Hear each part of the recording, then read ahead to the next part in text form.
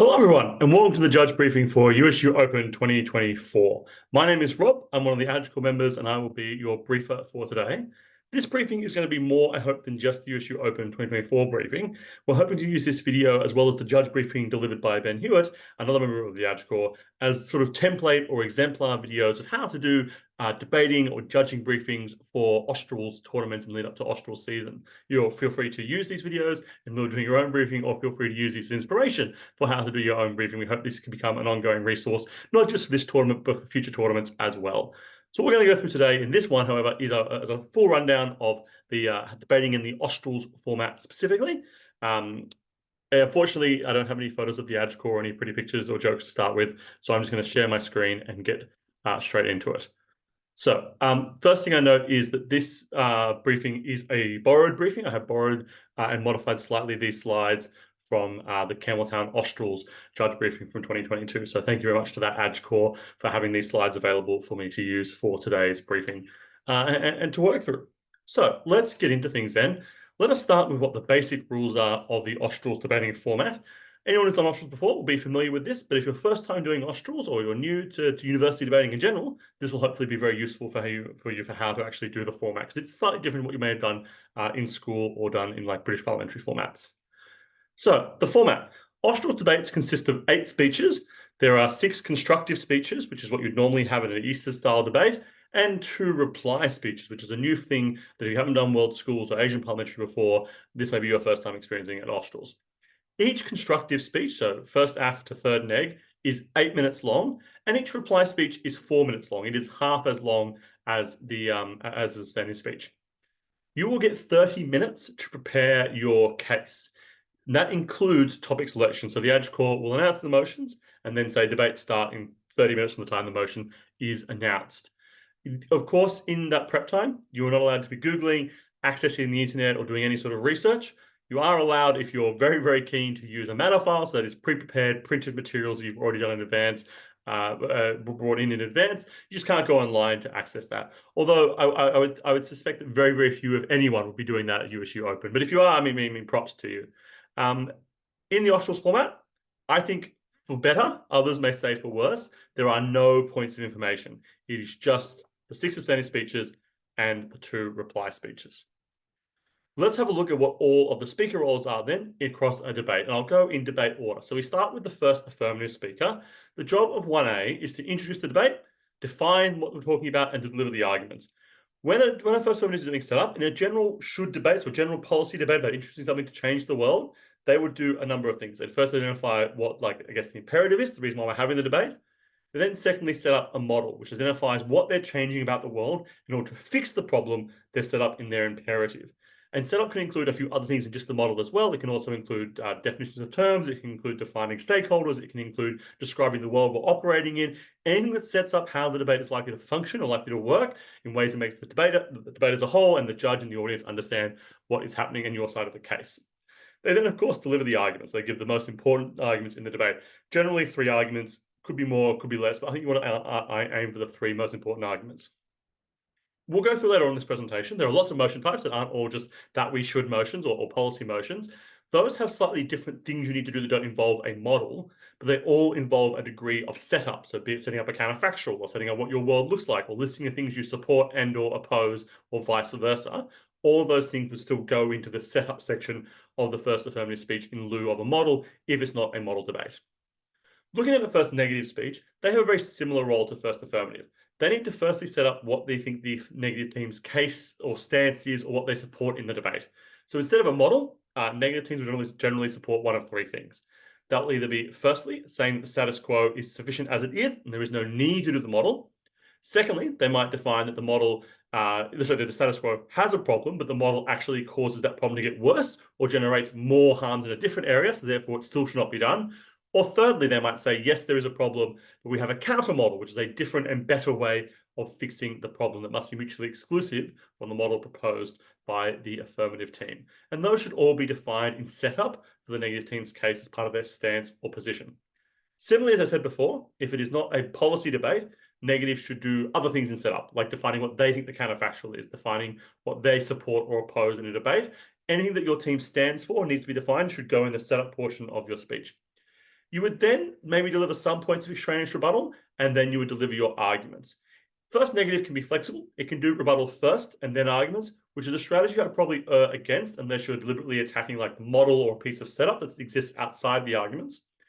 The second thing is they might do just all integrated. So they might just do all the rebuttal integrated with arguments, which is probably the thing you should be trying to do because you want to maximize time for the arguments to come out. You have later speeches to do more rebuttal. Or they might do arguments first. If they get to the end of their speech, they've got a minute left, then do some rebuttal. Any of those approaches is useful depending on the type of debate you're in and what you need to prove and what you need to do. But generally, I would advise first negatives. The only extraneous rebuttal you should be doing is to respond to models and setups from affirmative. Everything else should be integrated into your speech as much as possible, because hopefully you've both got very similar ideas and they overlap in points. Speaking of points, the first negative should again have the 2 to 3 most important points in the debate for the negative side.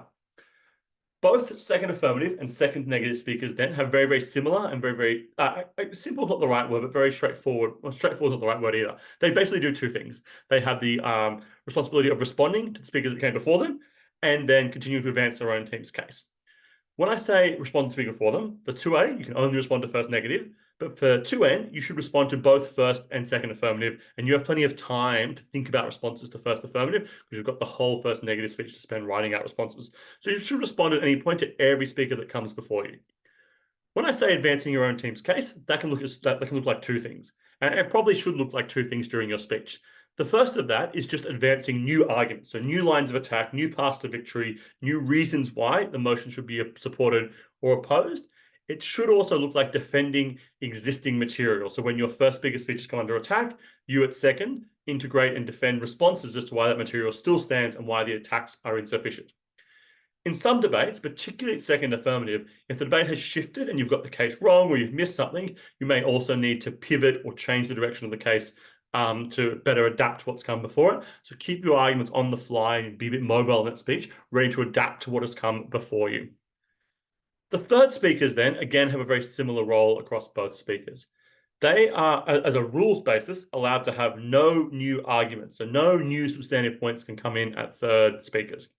Third speakers are allowed and in fact highly encouraged to have lots of new rebuttal. So new rebuttal is totally fine in a third speaker speech.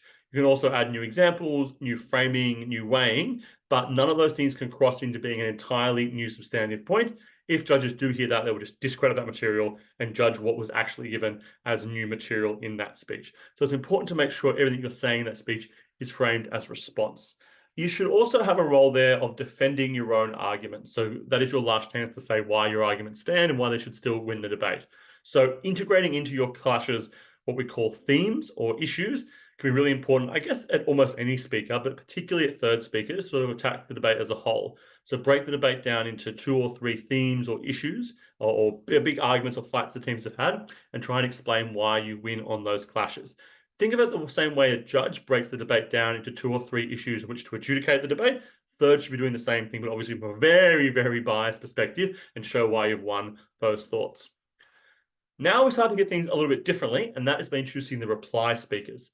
So importantly at Australs, the negative reply goes first, and then the affirmative reply goes last. So the affirmative team has both the first and last word in the debate. So it goes straight from third negative, neg reply, aff reply.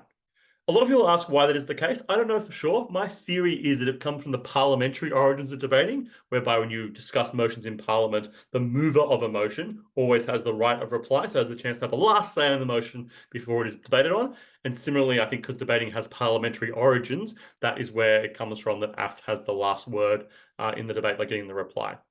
What is the purpose of reply, I hear you say? Well, dear viewer, the reason we have replies is a chance for teams to explain to the judge why they have won the debate. I know that sounds similar to what every other speech does, but replies can have no new arguments and no new rebuttal. They merely take the material that is already existing in the debate and then explain to the judge why, given what has been said, the debate ought to be awarded to their side. So they're looking at focusing on the core clashes of the debate, weighing them up and giving the judge reasons and advice and structures on how they should award the debate. As a reply speaker, you should be approaching it like a biased adjudication. So getting up there and pretending that you've won the debate and you're explaining to the judge as the audience how you've won that debate. What issues did you win on? Why did you win those issues? Why do those issues matter? Obviously, with reply speeches, you only have 4 minutes. That's not very much time at all. And it's often a challenge of what to take out rather than what to keep to finding more material to put in the reply. So I generally think it's best to try and focus on the main issues in the debate. The ADC YouTube has a lot of video, or 2 videos at least, on reply speeches, explaining in more detail about how to approach them. I would advise checking those out if you want more information, but think of it more about what is the I need to do to win this debate, and explain to the judge how my team has already won that issue in the debate. The last note I'll make on reply speeches is there's not a rule, but a norm that reply speeches are delivered in a different way to substantive speech. So substantive speeches go on the attack and they're very intense and they want to win the debate. Reply speakers generally take a more relaxed, reserved, neutral kind of observer approach to giving the speech to sound more palatable to the judge by being calmer and sounding just more reasonable than an aggravated third speaker who's still trying to win the debate. They also generally, this is a norm that I think has regrettably fallen out of favor, but it's traditionally given in the third person. So rather than saying on side negative, for example, we told you this and they told you that, you would instead say, side negative today told you 3 things. That means side negative beats side affirmative because X, Y, Z reasons. I think having that refrained and reflective manner can make you stand out very well as a reply speaker.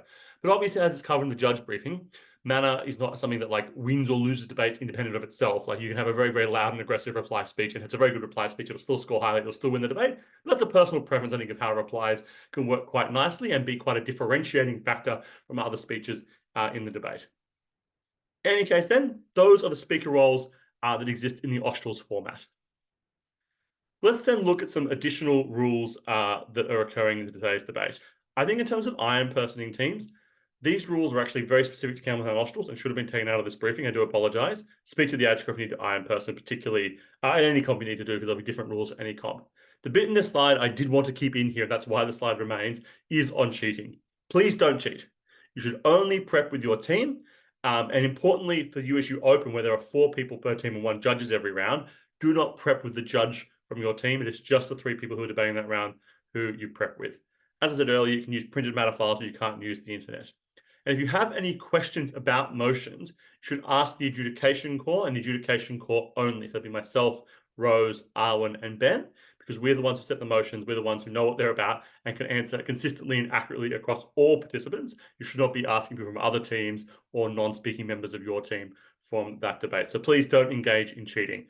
It is very easy to catch cheaters. For those who remember Barley Australs, when there was a motion, I think, on Sudan or a flag about in Somalia, the Google search rates in Indonesia spiked out of nowhere for those very specific topics right around the time the motions were released. So please don't cheat. We can track it. It also defeats the purpose of the activity. Let's now look at motion selection.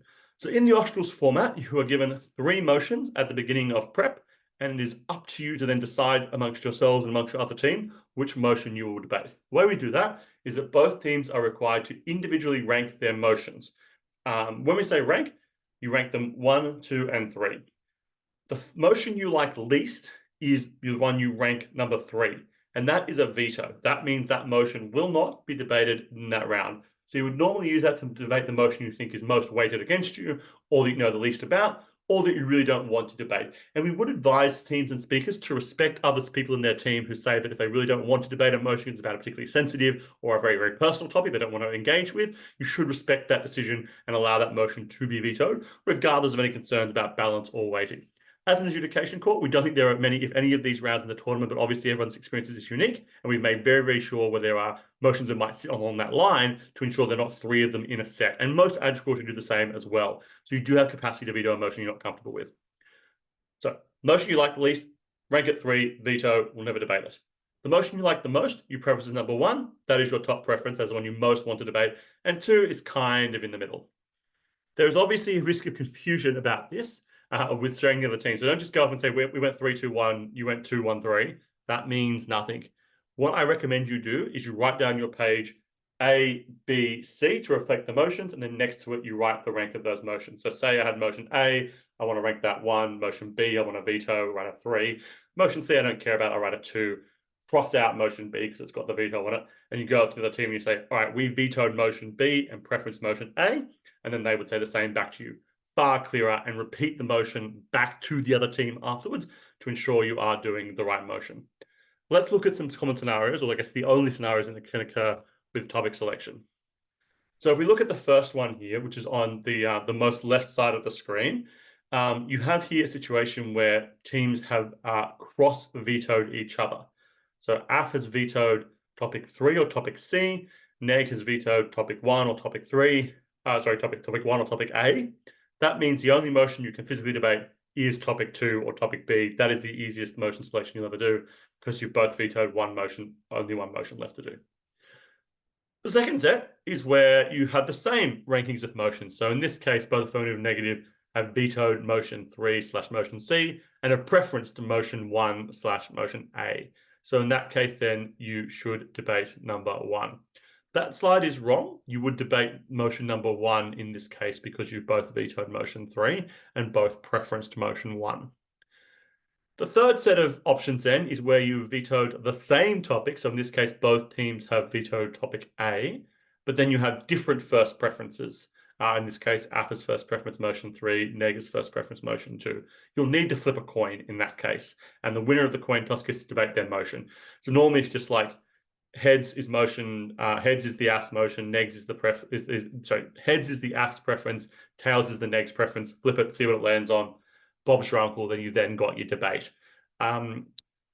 The way, I guess, when to do this is when the draw releases, try and find your opposition in the briefing room, have a team sign, make eye contact, acknowledge who you are so you can know what to do, know who they are and who to go to, see the motions, discuss with your team, go over to the other team. Don't leave the briefing room, do it in the briefing room, finalize your motion, repeat back to each other what motion you're doing so you're both aware you're doing the same one, and then you go off and prep. Remember, this all eats into your prep time. Do not spend 15 minutes trying to figure out motion selection because that is 15 minutes less prep you have. You should be taking at most 5 minutes. And if one team is ready at the end of 5 minutes and one team isn't, the team that is ready can demand that the motion be sorted out at that moment. So do not take more than 5 minutes. Try and get it done as quickly as you can. Actually, in fact, that was my next slide. There is no Zoom at this tournament. It is all done in person. If you were on Zoom, you would do it via Zoom. We're in person, do it in person. That is, the basics of how the Australs format works for this competition. Let's now look at the types of motions you might encounter at this and at other tournaments. The first and the most simple type is that we would X, so that we would do something, that we would ban zoos or that we should ban zoos. These topics require you to propose a change to the world and then explain what that change is, why it would work, and why it is likely to be good. That is why affirmative teams need a plan or a policy or a model to explain it. The affirmative team needs to prove their model does more good than harm in the world, and the negative obviously does the reverse using one of those 3 stances we identified earlier. This is the most straightforward and common motion you'll see and is what majority of motions are, I think, in the debating world. Second one is, I guess, more of an empirical topic. That X is Y. So this is where you're assessing whether or not the statement is true. So in this case, that zoos are no longer relevant. In this case, you'd be just arguing about whether or not you think the statement is true. So AF is trying to say that zoos are no longer relevant. They have no relevance in the world anymore. They'd often set up some criteria or arguments as to why I think it's no longer true and try to tell the judge it should be judged on these criteria. Negative will do the opposite. They will try and explain why they don't think it is true, why zoos do have ongoing relevance, and they'll have their own set of arguments or criteria to attempt to prove that side of the case as well. This occurs from an independent point of view. So it's not from anyone's perspective, it's just a natural observation about the world, about whether or not we think the statement is true in the generality of the world. Neither team in this debate provides a model, because neither team is changing the world or doing anything to make it any different. They're just assessing the world as it is. That we support or that we oppose. Support and oppose are basically the same models. They're just the same debates. They just like flip the burdens about who is supporting something and who is opposing it. So all you're doing here is arguing about whether or not overall X is bad. So in the example we've got here, that we support the creation of AI-generated zoos. In this debate, AF is saying that this is well, I guess in the case of supporting, we would say it's a good thing. Negative saying we would not support it. We'd in fact oppose it. And we think it's a bad thing for this way. In this debate, neither team requires a policy, a plan, or a model. They just need to prove that the thing as it exists in the world at the moment, or as it exists in the motion, is net good or is net bad. And teams should attempt to weigh up the harms and the benefits of that said thing to establish this. If it is something that is like obvious in the world that already exists, that we support chairs, AF should support chairs as they exist in the world. If it is something more imaginative, AF should defend and explain why it would look like the way that they want it to look like. So the creation of AI-generated zoos probably requires a little bit more discussion around what it would look like. That is contestable in the debate, though, in a way that models are not contestable in the debate under the rules of fiat, which we will cover later, I think, in this presentation. That we regret X. But these motions, you're arguing whether or not the world would have been a better place if X had never happened. So, for example, that we regret the rise of zoo culture. Teams need to argue, firstly, about what the world absent zoos would have looked like. So the point we started having a zoo culture, what would, if that hadn't occurred, what would have likely occurred instead? And why is that a preferable world to the world with zoos, if you're on side affirmative? If you're on side negative, you're arguing why the creation of zoos and zoo culture is preferable to a world where it wasn't created. And as I said, that kind of opens up two paths here. There's a path around two paths of the debate. There's a fight over what would have occurred absent zoo culture, and there's a fight about whether or not those worlds are good or are bad. So it's important for teams to think about what is likely to be the case, because most of these debates go down to two ways. If they're arguing about what that world looks like, you need to prove that counterfactual world to be true from either AF or neg in order for all your harms and benefits to exist. If you agree on what that world is, you're arguing instead about whether harms or benefits are more important. It's important to identify which of those debates you're in, target strategy around that. As you can see in this last paragraph, I changed the topic from hookup culture to zoo culture to try and have a bit more of a running joke, but forgot to change it here. But in this case, what you're doing here is you're requiring teams to contrast a world with less zoo culture and what it would look like versus the status quo where zoo culture is on the rise. And neg cannot say that an ideal form of zoo culture should be evaluated. It has to assess why zoo culture as it exists now is good. They could potentially argue that zoo culture is getting better, but that is so much more speculative and more difficult than just arguing as to why zoo culture is acceptable at the moment. The next one is that X as Y. These are actor debates. An actor motion specifies a stakeholder, in this case X, and teams must make arguments from the point of view of that stakeholder. Teams can and should contest what that stakeholder cares about and why. This is similar to what I said earlier about regrets and about the regret debates, where there are two forms of debates can happen. It's similar in actor debates. You're either going to be in debate where you disagree about what the actor's interests are, and half the debate then, or more than half, is about arguing about what this actor cares most about, and then using your other arguments and benefits to impact why you achieve your desired interest, or why your harm or benefit actually achieves the other side's interest or belief. Or you'll have a case where both sides agree on what the actor's interests are, and it's actually a debate about which pathway best achieves those interests, so your benefits and harms become the primary focus of your case. Again, really important to identify as early as possible which version of those debates you're in, so you can target your strategy around what is likely to be, around what the debate is actually going to be focused on and what the adjudicator is going to care about. The way you would do this is in setup. So identified earlier in first AF and first neg setup portion of their speech, this is where you do what the actor's interests are and why they matter. An actor's past behavior or cognitive bias is not in itself a valid argument. The premise of an actor debate is to persuade the actor to make an interest according to their interests and values. So for an example, this may be like that as Toto Albanese, we would ban zoos. So it's like, is it in Toto's interests and is it desirable to Toto to ban zoos? So in that case, it's an individual actor. It can also be a more general actor. So that as North Korea, we would ban zoos is about the country or the government of North Korea making that decision. And again, it's about what's in the interest of North Korea as a country. So active debates can take both a very specific and a more general form, but they are always from the perspective of the actor stipulated in the motion.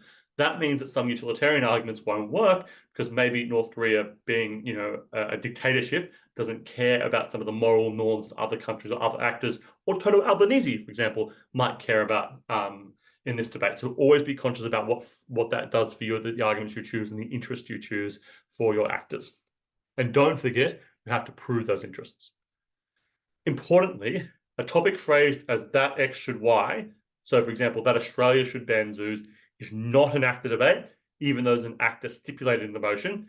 That is just another policy debate, but it's about what an actor should do. So it should again be evaluated at a general level of harms and benefits about whether or not it would be good if Australia banned zoos, not from the perspective of Australia banning zoos. So make sure you don't get those two motion types confused. If it's an actor debate, it will say as the actor.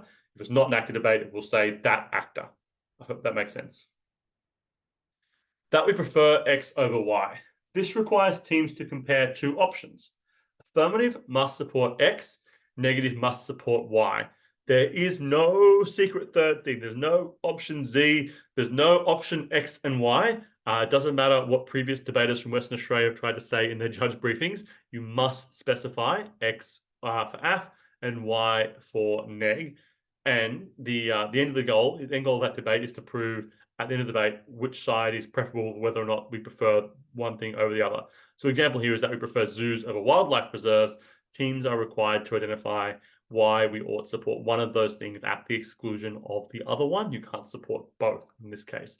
Again, teams might try to set up some form of criteria or ways to judge over what should be the most, over why those things are better than the other one. Could be over wildlife protection, could be over tourism, could be over educational value, whatever it is. You need to identify why one is preferable to the other. Now, well, have I skipped a slide? No. So the next one is that we prefer a world where X. So in this debate, the affirmative team is imagining a new world and comparing it to the status quo.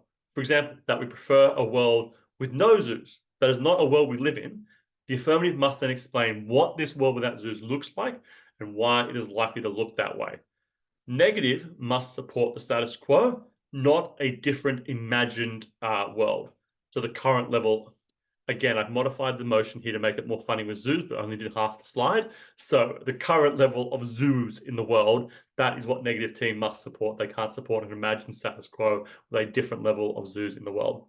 It is such a shame that we're trying to make a permanent ongoing resource and half the topics aren't being converted to zoos. So I do apologize for everyone who's watching this video, but I hope it is also easy enough to follow. There are a few further rules I'd like to discuss before the end of the presentation. We're away from zoo content now, thankfully. Definitions and definitional challenge. I don't think I've ever seen this, and I've judged a lot of debates. I've maybe seen it once or twice. It does not normally happen because teams are not normally screw up the definition so significantly as required. But we do this briefing anyway, just in case. A definition may only be legitimately challenged where it is unreasonable from side affirmative, not merely that the other side has a better or more reasonable definition. It has to be an unreasonable one that cannot make the debate work, like a squirrel or just like the wrong defining of terms. These circumstances are as follows. 1, truism. It prevents the other team from taking part in the debate because the interpretation of the motion is self-proving. Second time you challenge definition is where the definitions are unrelated to the topic. So a topic where they just define it to be about something that we're obviously not talking about. So if we're talking about banning smoking and the AF says we would ban like bushfires because they create smoke, that is not what we're actually talking about in this debate. We're talking about cigarettes and nicotine. Squirrels. Squirrel is where a team only sets up a very narrow set of cases compared to a very reasonable interpretation of the motion. So like that we would ban smoking for children. So the motion is ban smoking and AF's like we would ban smoking for children under 18 or we'd ban smoking for 19-year-olds. Very, very limited, not an actual reasonable definition of the debate or interpretation of the motion as it is said. Motions don't necessarily have spirits or souls, but I think a good way to look at this is to say, like, is this in the spirit of the motion? Are you debating this properly as defined or set up by the AdScore? The last way you can define definition challenge is if you're time setting or place setting a debate where it is not specified in the motion. So sometimes motions will say where and when a debate should happen. Often they will not. And therefore it should be debated at a level of generality as implied by the motion. Trying to place set a motion, like we would ban smoking in primary schools in Colombia. That is not implied by the motion. You have to support banning it everywhere because that is what the motion implies. The negative team can choose to debate an unreasonable definition without challenging it if they want to.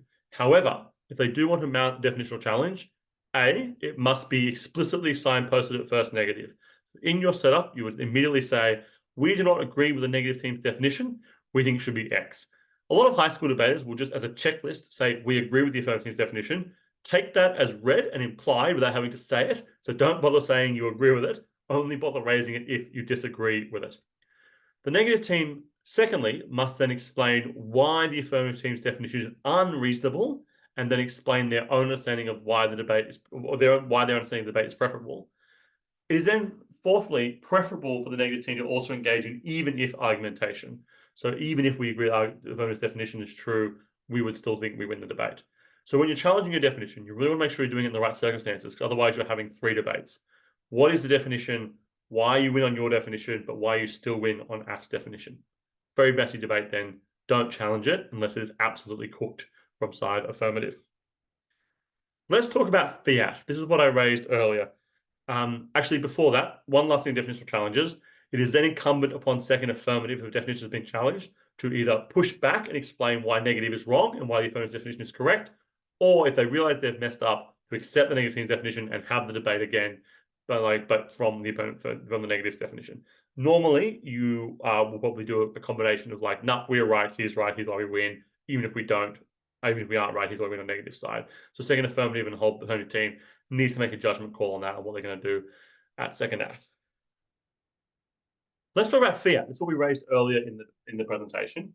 In debates that have the following wording, that we would or that we should, or in other debates which demand some kind of action to be done, the affirmative team has what we call fiat to say that the action can happen.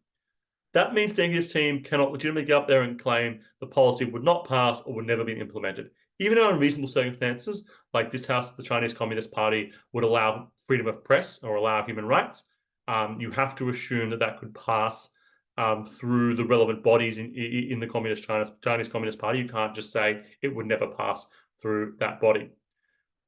Although, that doesn't mean you can't say it would be bad. So what you're then able to do is then explain on negative whether or not this action will be successful after it's been passed, whether or not the action is justified, whether or not it is good, or what the outcomes of the action will be, including how other actors might respond.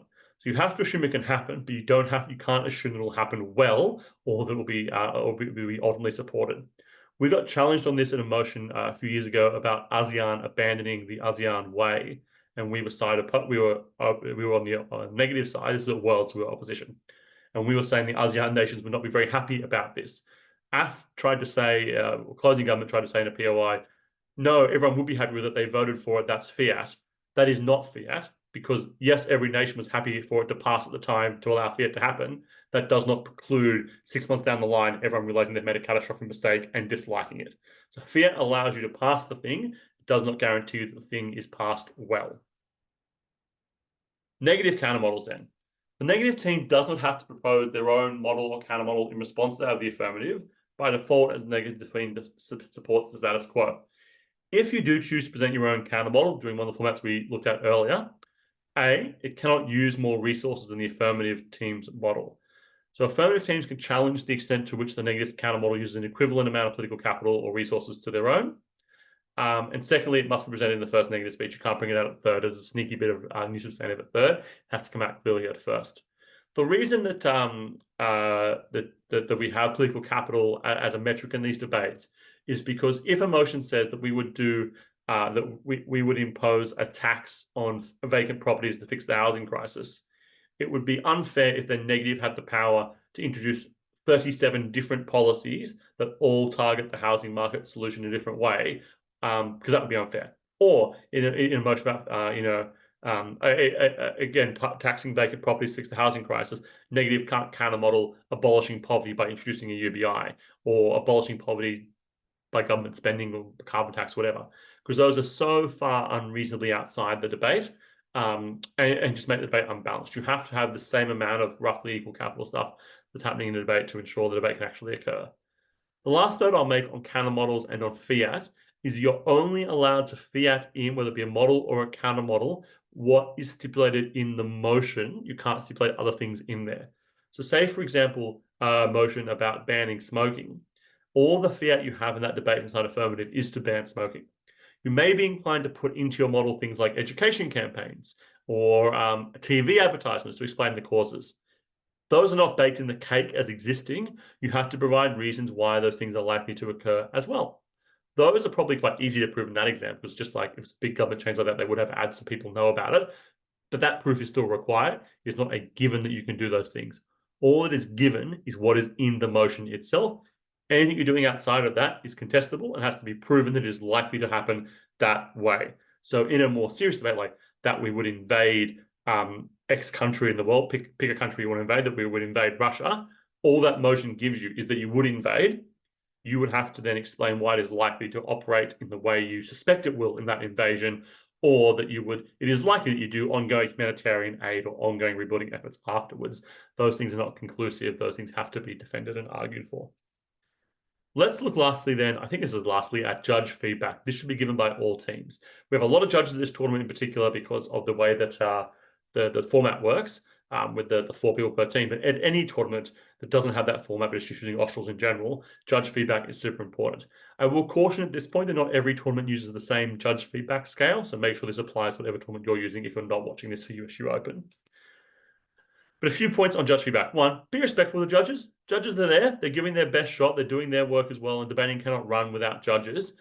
Debaters make mistakes all the time. Even if you think judges have made a mistake, you can't be rude or mean to them. They're human beings too with feelings. So do not be dismissive or rude if you disagree with a judge. That's what your teammates are contingent for. You want to be angry about something? Go yell about the decision to your teammates outside of everyone's arranged later. Do not yell or be rude to the judge. Do not ask questions or otherwise interrupt the oral adjudication. Write your questions down and ask them later. And do not vindictively score your judge. Just because you lost doesn't mean the judge should get a 1 unless they truly deserve to get a 1. You need to explain why. And just because you won doesn't mean they get a 5. Maybe you won, but it's a terrible call, and you should be honest about that. We will not tolerate rudeness or abuse of judges at this tournament. Nor should any tournament tolerate it, to be honest.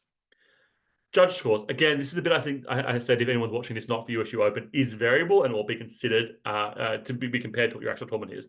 We'll be using a 5-point scale at this tournament, with a 5 being definitely break to the grand final in contention to chair the grand final, so they should chair in rounds. That's an exceptionally high quality judge. Really, really strong adjudication, really, really useful feedback, like very pleasant, very nice, like really, really strong. 4 is a judge that should definitely chair quality, so should continue to chair debates, continue to give oral adjudication, and should probably break, whether they panel the grand final or just major semi-final, that's for determination, but you think they're a very good judge and should break. 3 is a solid chair. They're a good chair. They got the debate right, the result right. They gave a pretty decent away. Feedback was useful. They should be in contention to break, but they're not as good as other chairs at the tournament. 2 is a panelist. 2 is someone who should be good enough to have a vote, so they can get the call. We recently called they get the call right, but they should not get a they're not necessarily at a chair level yet. 1 is a trainee. Trainees should not vote. This is for people who are very, very new to judging, have very, very little experience, or for people who are not scoring particularly well at that tournament. I will note here, there is no shame in being a trainee. Everyone starts as a trainee. Everyone's got to learn somewhere. Don't be mad about it. Trainees, so if you were scoring someone a 1, that's saying they should not have a vote in the debate. They have minimal capacity, whether that is effectively unsure or completely wrong about the clashes of the debate. You should also include scores and comments to justify your scores. Every piece of feedback will be read by the adjudication core, and scores that appear salty without explanation may be disregarded. So please do provide lots of comments and feedback to justify the scores. Don't just give us a replay of the debate in text form to explain why you should have won. Explain what you thought that the gaps in the adjudicator's knowledge were that meant they received a lower score. Importantly, teams only give feedback on the judge giving the oral adjudication. In almost all cases, that will be the chair. There's some cases where the chair has been rolled, so outvoted by their panelists. You give the feedback on the panelists that gave the oral adjudication. You should get feedback from all panelists and trainees if you'd like to in the debate. It is good for panelists and trainees to have practice giving feedback to teams, especially good teams, but you are still only scoring the chair. Panelists and trainees are scored by the chair on their contributions during deliberation, and those scoring aspects I think are covered in the adjudicator briefing, but if they're not, they're available here. Judges use the same scores to judge each other. That, I think, is everything. Thank you so much, everyone, for seeing through the presentation. Again, apologies about a few of the typos in the slides and the confusion around zoos and online stuff, but I hope this is a useful briefing for USU Open and potentially a useful resource going forward for all tournaments as well. I wish you all the very best of luck for USU Open this weekend and the best of luck for any other competitions you do. May your adjudications be fair and your speaks high, and I'll see you at the next tournament.